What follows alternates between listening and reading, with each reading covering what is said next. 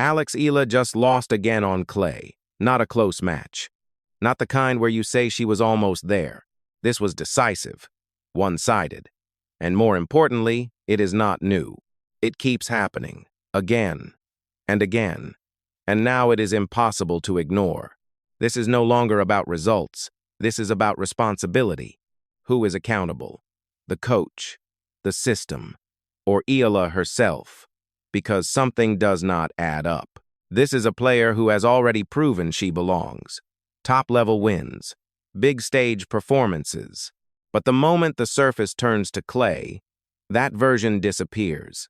Slower, less confident, less in control. So what is really going on? If you only look at the scoreline, you might call it form. But if you watch point by point, you start to feel something different. A pattern. Eala starts matches well.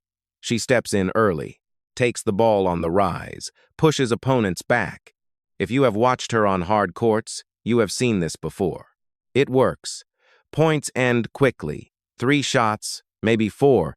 But on clay, something changes. The point does not end. The ball comes back, higher, slower, heavier. She has to hit again, then again. And somewhere deep in the rally, something shifts. Not on the scoreboard. In her body language, there is a slight hesitation, a fraction of a second delay, a decision that comes just a bit too late. And that is where the point is already lost. You have seen this moment.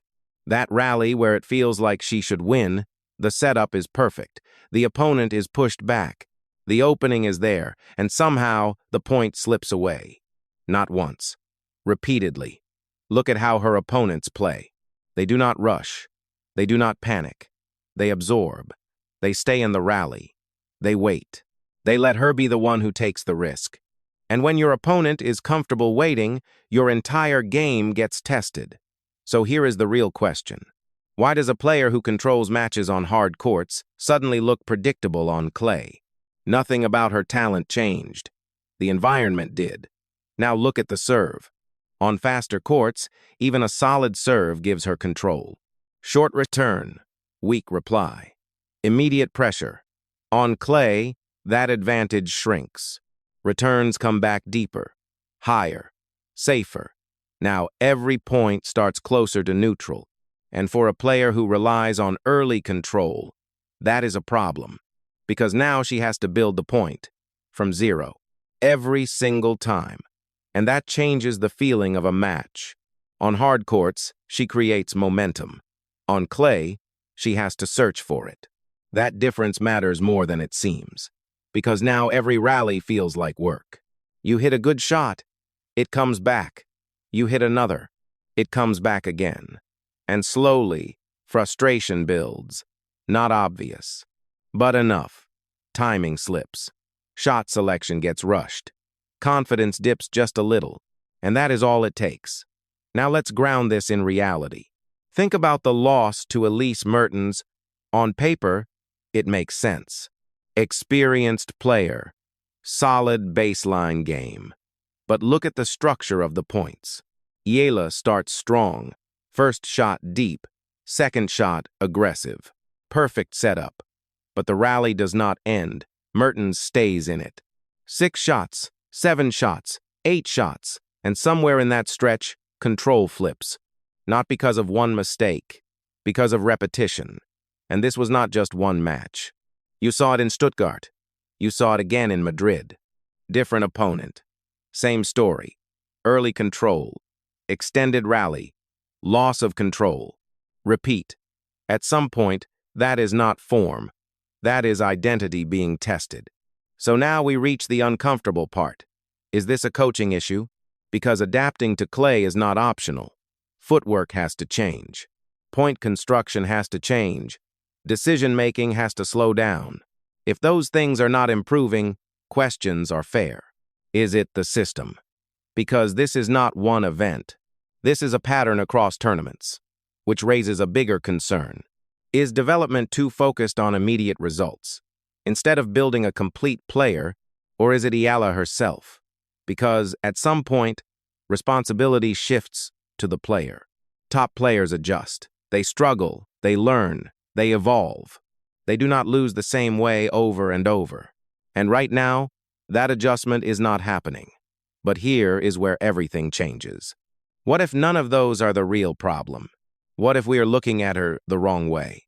Because when you watch her at her best, she does not look like a clay player. She looks fast, aggressive, early strike focused. She takes time away from opponents. That is not clay tennis. That is hard court instinct.